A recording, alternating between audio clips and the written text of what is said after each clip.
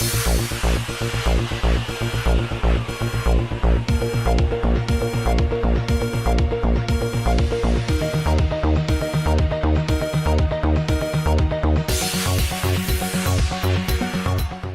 हैदराबाद में बदकमा त्योहार के चलते महकमे पुलिस ने भी आज इसका एहतमाम किया। उस तकरीब के मेहमान खुसूसी commissioner police Shri M Mahender Reddy बने। साथ में सारे ही एसीपीज और डीसीपीज ने अपनी फैमिलीज के साथ उस एहतमाम में शिरकत की।